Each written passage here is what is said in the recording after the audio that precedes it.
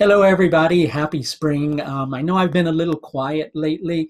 I've actually been preparing for two classes, one of which started last Sunday and is a fundamentals course. But you're welcome to join that course because the first class rather, was really just an introduction. The second course starts this coming Saturday, and it's an in-depth course on the nakshatras, right?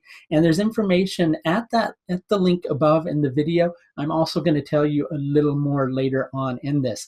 And I thought that we would have a talk today about the nakshatras in general and what they are, because to newcomers to astrology, and especially those who are approaching astrology from more of the Western perspective, where the focus is more on the signs, they may not be as familiar with the nakshatras. And so the nakshatras are sometimes very confusing to a lot of people. And that's because the nakshatras are really very subjective in nature. We'll try to explain that a little more here in a minute. But on a concrete technical level, what are the nakshatras? They are 27 divisions of the sky that are related to the fixed stars.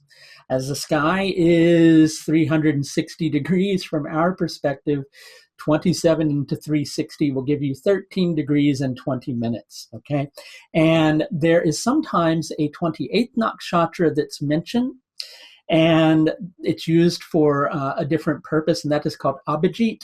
But really, Abhijit is a part of Uttara Ashadha nakshatra, and that's how we can have 27. Now, the moon spends approximately a day in each of these nakshatras, and it does spend a lunar day in each of the nakshatras. And so the nakshatras are very intricately connected to the moon, and they're often called the wives of the moon. Now, in Vedic mythology, it's the wife of a particular deity that carries the energy of that deity or the Shakti of that deity.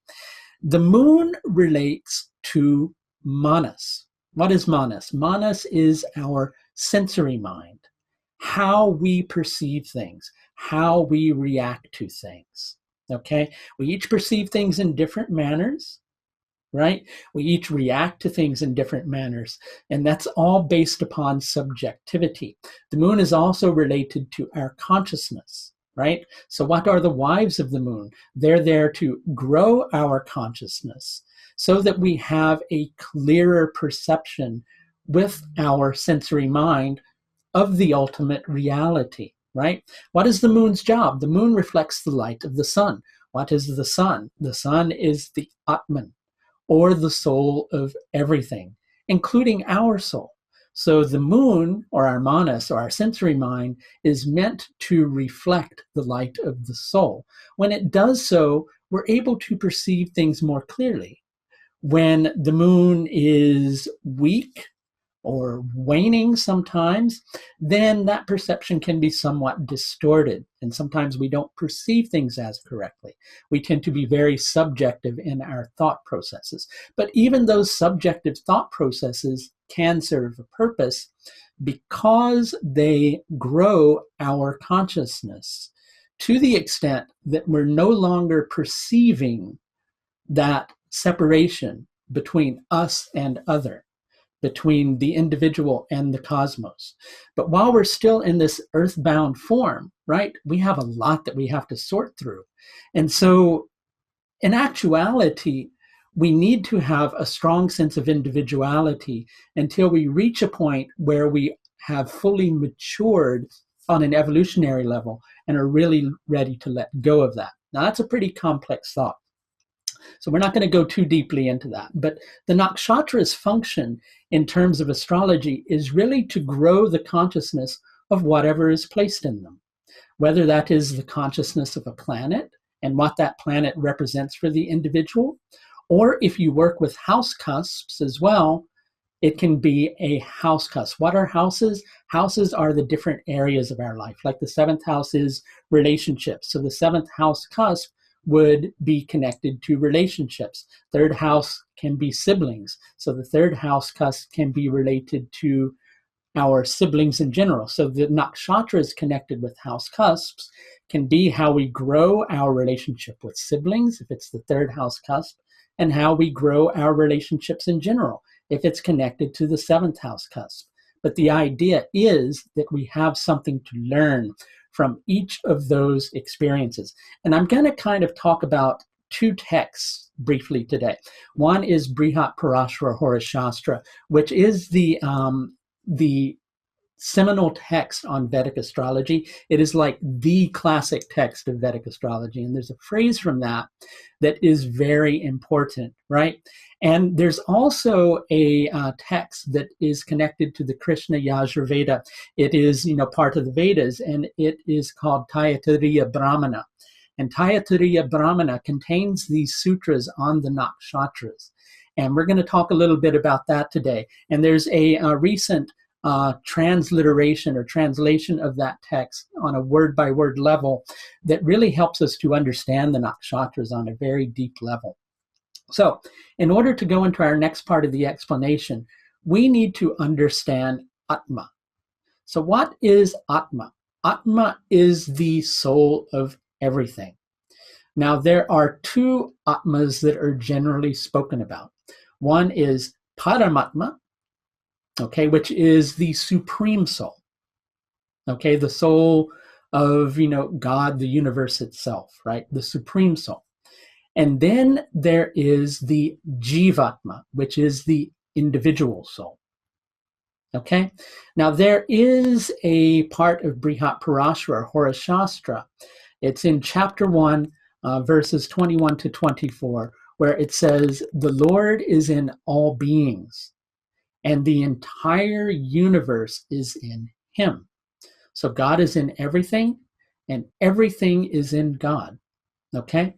So all beings contain both Jivatma, or individual soul, and Paramatma, or the supreme soul, Amshas. So it says all beings contain both Jivatma and Paramatma Amshas. Amshas means division. So it basically means each being contains a little bit of individual soul and that of the supreme soul. Some have predominance of the former, while yet others have the latter in predominance. Now, these nakshatra sutras are very vital to helping us really truly understand the nakshatras.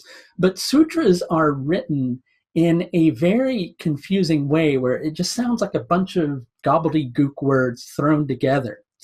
Now, in ancient times, those sutras were meant to have a teacher to, help to explain the meaning of that. And equally, each student was meant to meditate upon the meaning of these sutras because they understood that each word in that sutra has several different meanings. All those different meanings of that word are very important to the overall meaning of the sutra. But equally, they're very confusing. And the thing is that with sutras, they're meant to be confusing because we're meant to come to a subjective understanding of what it means for each of us as well. But something that's a component of each of these nakshatra sutras is an energy of the deity, right? Or an energy for the deity with a couple of the nakshatras. Okay, and there's a reason for that, but we're not going to go too deeply into that. There's a deity and there's an energy of the deity. And there's an energy of the deity that is operating from above, which is connected to the Paramatma, which we all have a part of. And there is an energy of the deity that is connected to below, or the Jivatma, which we all have a part of. Okay, so really, what are the nakshatras? They're the powers of God or powers of the universe, whatever it is you want to call it, whatever your belief is. They're the powers of God given to us to grow those things that are placed in the nakshatras. So if you've got a planet, let's say you've got the sun in Ashwini nakshatra, right? Then and the sun happens to be connected to relationships for you. Then you're meant to grow your relationships in a very Ashwini type manner. in a very dharmic manner, in a manner where you're always looking for solutions to the problems that exist within your marriage. Equally, you may find yourself married more than once because Ashwini is connected to the twins, right? But we're not going to go into all the different meanings. We're going to save that for the course. But the concept is we're meant to grow these factors along the lines of the nakshatras that they are connected with. And that's why certain things happen in our lives in a certain type of way.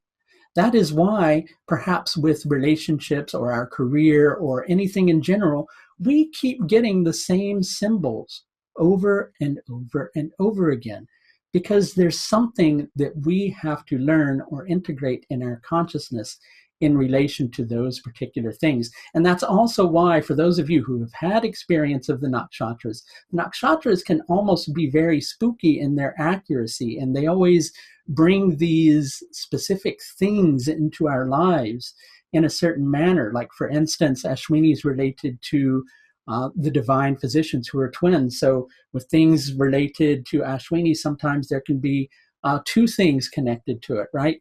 For instance, let's pick another example. Let's say Dhanishta nakshatra, right? You'll find a lot of people who have a connection to Dhanishta nakshatra tend to be drummers, and drums are a symbol that is known to be connected to Dhanishta nakshatra. And so nakshatras are very amazing in that quality, right? So I'm starting a course on the nakshatras this weekend, and part of the foundation of that particular course are these sutras from Taittiriya Brahmana, the Nakshatra Sutras. They bring new understanding of the nakshatras. I'm also going to give some other information on the nakshatras, much of it new information, in order for individuals who are just learning the nakshatras to tap into their meaning more deeply. Because with the nakshatras, the way to really understand them is to have an experience of them. So we have to give the individual an experience of the nakshatras. But we're not just going to cover the meaning of the nakshatras. We're going to learn a lot of techniques that you can use to interpret the nakshatras in a horoscope. And the thing with nakshatra techniques is there's very little that's written out there. Okay, there are a lot of good teachers these days, and we're fortunate to have some really good teachers on the nakshatras, such as Dr. Arjun Pai, and such as Vic Dakara, and such as Kapil Raj, so many other good, excellent teachers out there on the nakshatras, that a lot of nakshatra techniques are really coming to the forefront.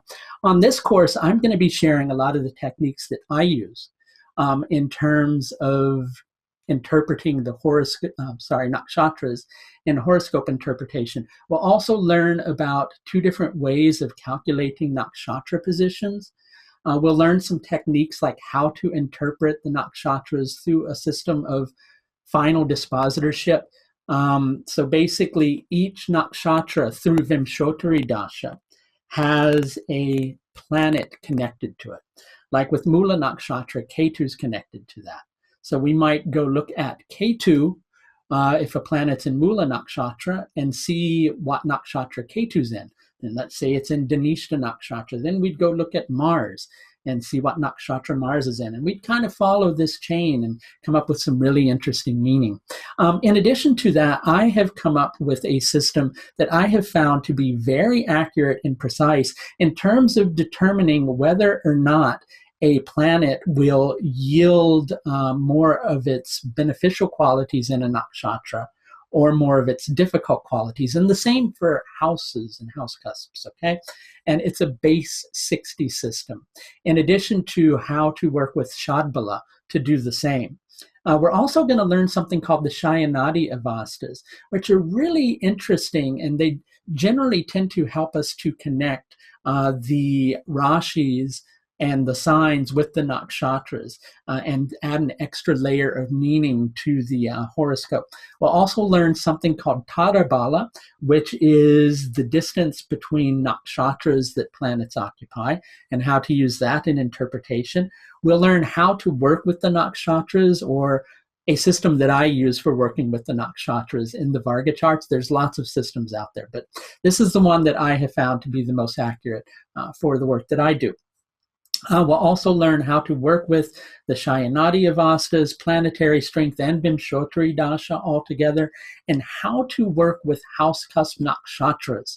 And we'll learn so much more. All these things will help you in terms of horoscope interpretation, give a much deeper and even more subtle and simultaneously precise, which is interesting, but that's how the nakshatras work. They're both subtle and precise, and they're kind of complicated in that way. But we'll learn ways to work with the nakshatras in this manner. You can register for this course either by trimester or by payment in full. And if you'd like more information on the course, that information is available in the link above. I do hope you'll join us. Thank you for joining me for this short talk on the nakshatras. And please do take the very best care of yourself. Bye now.